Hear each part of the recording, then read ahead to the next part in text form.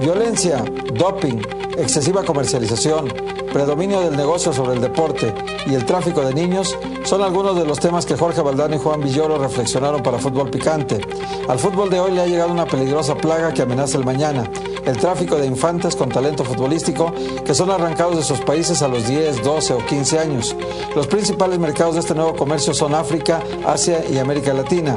Inescrupulosos promotores han llevado miles de niños a los principales clubes europeos, a pesar de que la FIFA prohíbe la transferencia de menores de 18 años.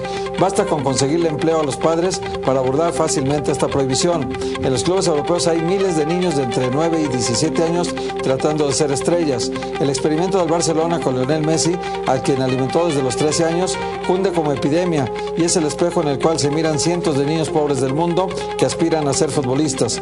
El reclutamiento de niños talentosos se está confundiendo con un intenso tráfico de menores que no tiene freno.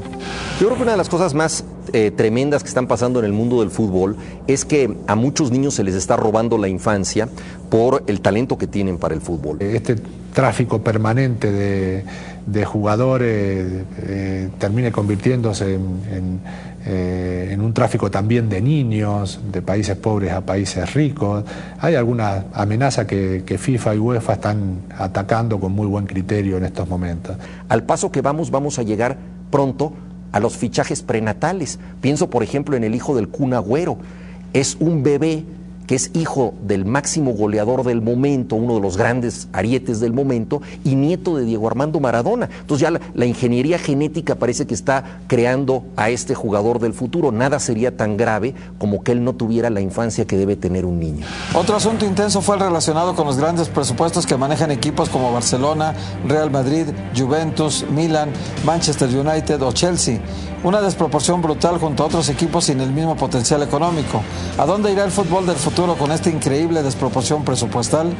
A un fútbol de primera y otro de segunda y de tercera categoría, pero incluso dentro de un mismo país.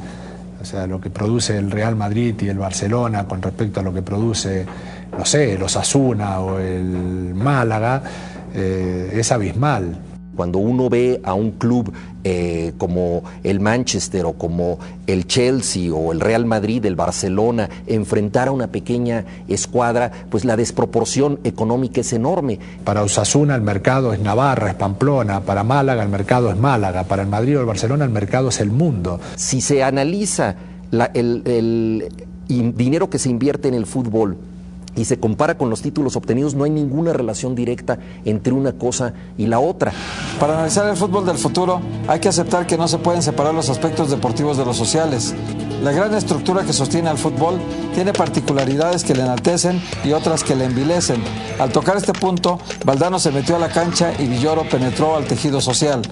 El fútbol es un espejo de las sociedades donde ocurre, es un espejo extremado. En el fútbol todo se vive con enorme intensidad y ahí cristalizan pues los oprobios y las bondades de las sociedades. No se diferenciará mucho del fútbol del pasado. Cuando un jugador recibe la pelota, por la cabeza le pasan más o menos las mismas cosas que le pasaban a los jugadores de las anteriores generaciones. En el fútbol encontramos en el lado positivo la solidaridad, la capacidad de recuperar la infancia, el espíritu de conjunto, el aprender que la derrota es algo que se puede superar y trascender, el resignarse ante los resultados. El balón tiene que estar siempre en el centro de la enseñanza de este juego. Si somos capaces de conseguirlo, pues el fútbol seguirá teniendo la misma capacidad de fascinar que ha tenido hasta ahora. Pero en su parte negativa, pues está la xenofobia, está el machismo, está el racismo, está el dopaje, están las presiones comerciales, está el uso político del fútbol que se da en todos los países.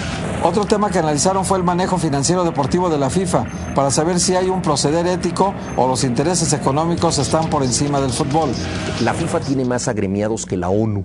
Y la diferencia fundamental, según dijo Kofi Annan cuando todavía era secretario general de las Naciones Unidas, es que a la FIFA le hacen caso y a la ONU no le hacen caso. El fútbol se tiene que autofinanciar y para eso tienen que crear realidades empresariales serias. Bueno, eso no me parece una una aberración.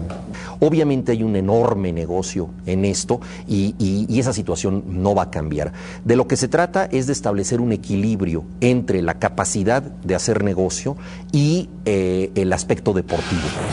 Para muchos, la violencia ha ido creciendo, pero para otros ha disminuido porque el ojo de la televisión expone al jugador violento en una ventana gigantesca. A los jugadores no les gusta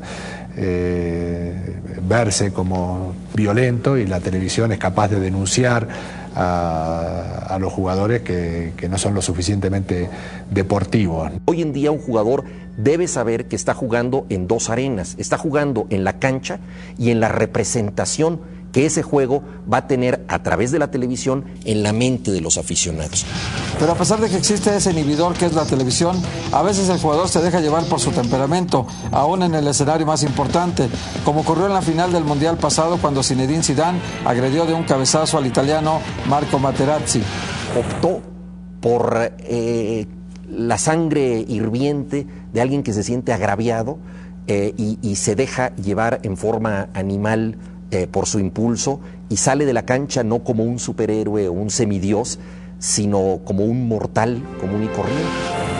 En la última parte de esta reflexión de dos mentes brillantes, también hubo distintos enfoques para hablar del doping, ese flagelo que afecta no solo al fútbol, sino a todos los deportes. Yo creo que el fútbol está a salvo. No hay desde ese sentido, en ese sentido, una amenaza latente, o por lo menos la hay mucho más definida en otros deportes, ¿no? Yo creo que el dopaje hoy en día solamente se puede hacer con complicidad de los médicos y de los directivos o de los cuerpos técnicos de los equipos. Es muy difícil que un futbolista decida voluntariamente y de manera aislada doparse.